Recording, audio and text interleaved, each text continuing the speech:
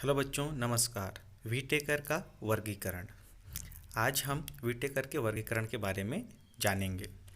व्हीटेकर नामक वैज्ञानिक ने 1969 में संपूर्ण जीव जगत को 5 जगतों में वर्गीकृत किया था, जिसके मुख्य आधार थे। पहला, केंद्रक झिल्ली की अनुपस्थिति व उपस्थिति। केंद्रक झिल्ली जिनमें अनुपस्थित था वह प्रोकैरियोटिक कोशिका थे और जिनमें उपस्थित था वो यूकैरियोटिक कोशिकाएं थीं। दूसरा था संगठन का स्तर। एक कोशिकी अर्थात ऐसे जीव जिनका निर्माण एक ही कोशिका से हुआ था, और दूसरा बहुकोशिकीय जीव जिनका निर्माण बहुत सारे कोशिकाओं के मिलने से हुआ था।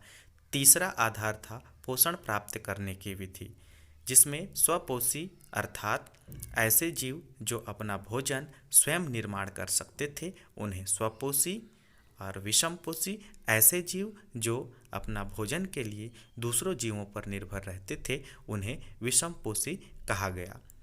तो ये मुख्य आधार थे वर्गीकरण के। इन्हीं आधारों के आधार पर इसे 5 जगतों में बांटा गया, जो 5 जगत निम्नलिखित हैं। जगत मोनेरा, जगत प्रोटिस्टा, तीसरा जगत फंजाई, चौथा जगत प्लांटी, पांचवा जगत एनिमेलिया। अब संपूर्ण जीवों का वर्गीकरण देखें तो इसे पहले 2 भागों में बांटा गया, प्रोकैरियोटिक, यूकैरियोटिक। प्रोकैरियोटिक में जगत मोनेरा आता है, जिसका उदाहरण जीवाणु है। यूकैरियोटिक को फिर से 2 भाग में बांटा गया, एक कोशिकीय जीव, बहुकोशिकीय जीव। एक कोशिकीय जीव में जगत प्रोटिस्टा आता है, जिसका उदाहरण है अमीबा।